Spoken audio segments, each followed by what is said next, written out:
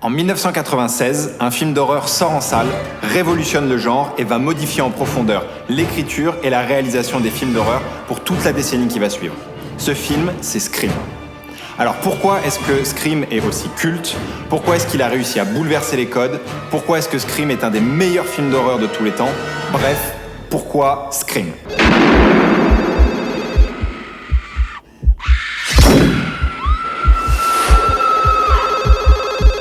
Le premier truc qui fait que Scream c'est devenu aussi culte, c'est le fait que ce soit un hommage et une satire du genre. Au-delà d'être un film d'horreur, Scream c'est avant tout un slasher. Le slasher, pour faire court, c'est un film où des jeunes gens se font massacrer par un serial killer. Et le problème du slasher dans les années 80 et dans les années 90, c'est que c'est un genre de film qui, en fait, fait plus peur à personne. Puisqu'on en a déjà à Jason 98, Freddy 92, etc. Le génie de Scream, en fait, il tient dans l'association de deux personnes. C'est Kevin Williamson, le scénariste, et Wes Craven, le réalisateur. L'idée globale pour Williamson et Craven, c'est de faire de Scream un hommage innovant. Et c'est pour ça que Scream, ça va être le premier film qui prend en compte le fait que le public connaît par cœur les slashers et ses codes. Et c'est aussi le premier film où les personnages ont enfin vu des films d'horreur. Une des caractéristiques de cet hommage innovant, c'est le titre. Le titre original de Scream, c'était Scary Movie, avant que ce soit repris par le film parodique.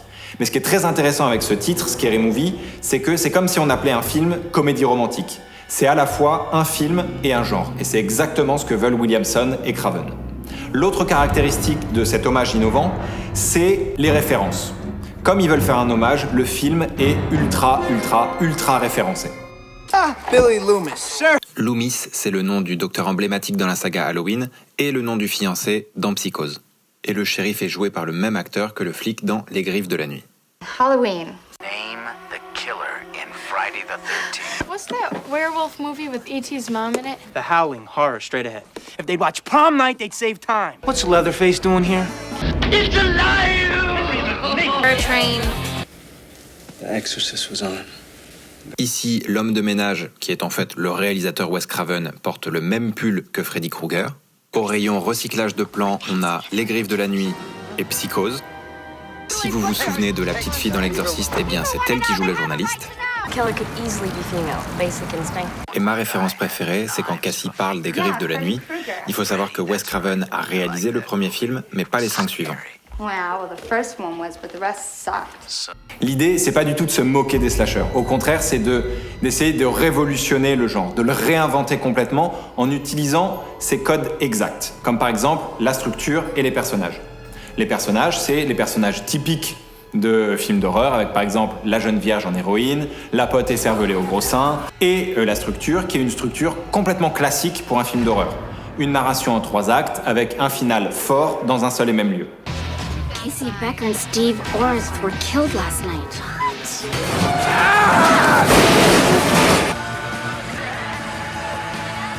Et en partant du postulat que le public connaît par cœur les codes du film d'horreur, ça va permettre au réalisateur de jouer avec ces codes.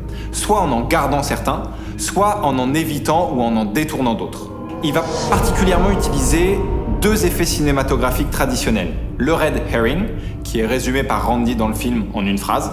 Everybody's a suspect! Et ça se vérifie par la suite. Sydney's father. You made the calls with the cellular phones. You're not scared, are you? Et le foreshadowing, qui consiste à mettre en avant des éléments qui préfigurent la suite du film. On a par exemple une musique très chelou pour une ouverture de placard. Et on comprend mieux plus tard. Le fait de mélanger ces 2 effets-là va permettre de jouer constamment avec le public en lui donnant à la fois tous les indices pour deviner la suite du film et en même temps en le mettant sur 10 000 fausses pistes. Do you like scary movies, Sydney? Le deuxième truc qui fait que Scream c'est aussi culte, c'est son tueur, c'est Ghostface. Pourquoi est-ce qu'il est aussi culte? Il y a vraiment 10 000 raisons. Mais ce qui, pour moi, fait la plus grande différence, c'est l'intelligence des choix qui ont été faits. Puisque tous les choix qui ont été faits sont à la fois scénaristiques pour les personnages et en même temps cinématographiques pour le spectateur. Par exemple, la voix cryptée du tueur. Pour le scénario, c'est ce qui rend le tueur anonyme et qui fait que le twist final est d'autant plus inattendu. Et cinématographiquement, ça a permis d'embaucher un acteur spécialement pour faire cette voix mythique et pour la rendre la plus effrayante et la plus ténébreuse possible. Et même chose pour le costume. Pour le scénario, ça préserve le twist parce que le costume recouvre tout le corps. Et cinématographiquement, c'est un costume qui est resté gravé dans les mémoires grâce à la détermination de Wes Craven pour dénicher le masque, avoir les droits, l'ajuster, choisir les formes du tissu, les couleurs, etc. Ce qui fonctionne de ouf en fait avec Ghostface, c'est qu'il ne joue pas du tout sur les mêmes peurs que la majorité des autres tueurs dans les slashers. Là, avec Ghostface, en fait, il joue sur une peur psychologique. C'est-à-dire qu'il va vraiment inspirer et provoquer une terreur chez les victimes. Non pas par sa présence, parce qu'en soi, c'est pas le fait qu'il soit présent dans la pièce qui va faire peur, c'est toutes les menaces qu'il va faire planer au-dessus des victimes, et donc du coup aussi aux spectateurs. Le meilleur exemple de ça, c'est les coups de téléphone, et notamment son art de la punchline. Why do you want to know my name? I want to know who I'm looking at. What do you want? To see what your insides look like. What door am I at? Do you like scary movies, Sydney? The question isn't who am I? The question is where am I? L'important avec Ghostface, en fait, c'est tout son pouvoir invisible. C'est pour ça que dans les screams, il n'y a jamais de split screen. On est toujours complètement concentré sur la victime et sur le fait de voir la peur qui s'immisce petit à petit. Ce qui est d'ailleurs beaucoup plus intelligent parce que ça laisse la place à l'imagination et à la suggestion pour le public. Du coup, Wes Craven, il va énormément jouer avec tout ce qui est hors champ, puisque ça représente l'inconnu et la menace invisible. Il y a le cadre sur le visage de la victime, et plus la peur augmente, plus le cadre va se resserrer complètement autour du visage. Le hors champ, qui est la zone de pouvoir de Ghostface, est de plus en plus grande, voire illimitée. Et pour l'anecdote, l'acteur qui a été casté pour faire la voix n'a jamais rencontré les acteurs. Mais il était toujours présent sur le tournage, il était juste dans une petite pièce cachée, pour faire la voix au téléphone en direct et faire peur aux acteurs. Et comme il le dira dans une interview, il n'y a pas de plus gros monstre que celui que tu crées dans ton imagination. Et c'est vrai que quelque part, peu importe qui est le tueur caché sous le déguisement. Au total, dans la saga, il y aura un tueur, mais un seul costume et une seule voix. Et même le motif des tueurs, c'est pas vraiment ce qui compte. C'est presque du bonus. Il y aura d'ailleurs toute une discussion là-dessus dans le film. Ce qui compte, c'est que Ghostface, c'est un concept. C'est une figure inhumaine. C'est la personnification de la peur. Il est un peu le miroir des peurs des personnages. Et on va voir un peu plus tard à quel point la notion de miroir, elle est essentielle dans Scream. Et c'est un concept qui est important pour Wes Craven parce qu'il jouait déjà sur cette thématique avec Freddy Krueger, le croque-mitaine qui s'infiltre dans nos pires cauchemars. Il en parle d'ailleurs dans une interview en disant To me, the most important thing that we all have to do as human beings is stop externalizing evil and look inside of ourselves. I am the darkness that exists in the mind of all people. I am not one person. I exist across the spectrum of the human psyche. And I will find a way to you.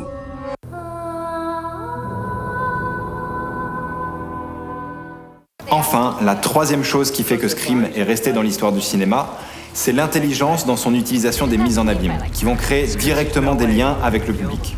D'abord via les personnages, puisque les personnages, ils sont conçus comme des caricatures de personnages de films d'horreur et des caricatures du public. Les personnages, ils ont conscience d'être des personnages de films d'horreur. If this were a scary movie, I'd be the prime suspect. Donc leur manière de réagir et leur manière de parler de ce qui arrive, c'est la même que celle du public quand ils voient le film, puisqu'ils ont les mêmes références. Et c'est ça qui va créer l'humour cynique et méta du film. Le meilleur exemple de ça, c'est le personnage de Sydney, qui représente un petit peu le côté « je serais plus intelligent qu'eux si ça m'arrivait » du public. Puisque au début du film, elle va dire « Some stupid killer stalking some big-breasted girl who can't act, who's always running up the stairs when she should be going out the front door. It's insulting. » Et au final, elle va faire exactement la même chose quand ça va lui arriver. Et le personnage de Randy sert d'encyclopédie du film d'horreur et il apporte toutes les discussions méta du film, en essayant de prévoir qui est le tueur, quel est son mobile, et il expose toutes les règles à suivre pour survivre dans un film d'horreur. Évidemment, c'est des règles qui vont être utilisées et détournées, comme tous les autres codes avec lesquels Wes Craven joue dans le film. Meilleure mise en abîme, cette actrice est en danger. Randy lui dit à travers un écran qu'elle est en danger alors qu'il est lui-même en danger. Pendant ce temps, le caméraman dit à Randy à travers un écran qu'il est en danger, alors qu'en réalité, c'est le caméraman qui est en danger. Et tout ce jeu sur les mises en abîme, c'est vraiment ce qui va devenir la marque de fabrique de la saga. Notamment dès Scream 2, avec l'idée géniale d'avoir Stab, qui est un film d'horreur dans le film d'horreur adapté des événements de Scream 1. No. Et à partir de là, ça va vraiment être le festival avec du film dans le film, de la parodie du film, du remake du film. Et même chose pour le personnage de Sidney, qui est à la base évidemment le personnage principal de tous les films. Mais dans Scream 2, elle va aussi jouer une actrice. Dans tous les films Stab, il y a une actrice qui va jouer le rôle de Sidney. Dans Scream 4, le personnage de la cousine est un personnage remaké de Sidney dans Scream 1. Bref, c'est tout ça qui va faire la mythologie de Scream. Et toutes les règles qu'il fallait suivre dans le premier film deviennent des théories échafaudées par tous les personnages pour réussir à prédire ce qui va suivre. Particulièrement dans Scream 4, puisqu'il y a eu 10 ans d'écart entre Scream 3 et Scream 4, et plein d'autres films d'horreur qui sont venus redéfinir les codes du genre. Toutes ces mises en abîme, c'est évidemment pas du tout un hasard, c'est complètement voulu par Wes Craven pour servir son intention. Son intention, elle est toute simple, c'est que en réalité, tout le monde est à la fois spectateur et personnage. Et c'est pour ça que dans le film, tout ce qui est écran, miroir, reflet, fenêtre, ça va être surreprésenté dans le film.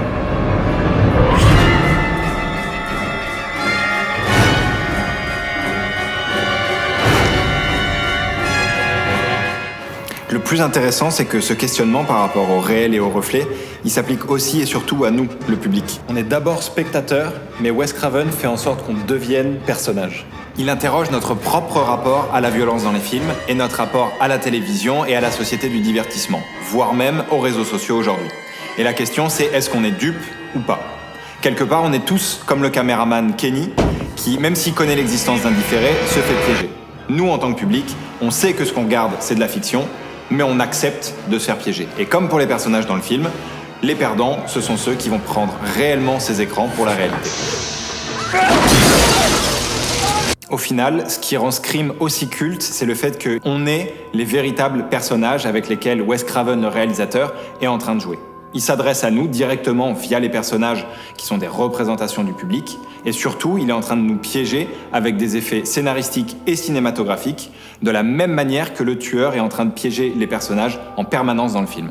Scream, il a revitalisé comme jamais le film d'horreur et le slasher, ce qui a donné lieu à toute une ère post-Scream, où en gros tout ce qui avait été fait dans le film a été réutilisé et repompé des millions de fois.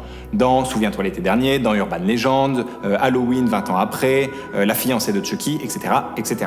Tout le génie du scénariste Kevin Williamson et du réalisateur Wes Craven, c'est d'avoir su créer un mélange subtil entre les hommages au passé, des innovations visionnaires, le tout ancré sur les peurs du présent. Et d'ailleurs, dans une interview, Wes Craven, il a donné un conseil que je trouve hyper pertinent, qui est que pour faire un bon film d'horreur, peu importe le genre, peu importe les codes, peu importe les personnages, le plus important, c'est que... Basically, you're dealing with fear, and you have to get through to those fears. And in that way, you have to know what people are really afraid of these days, as opposed to even 10 years ago.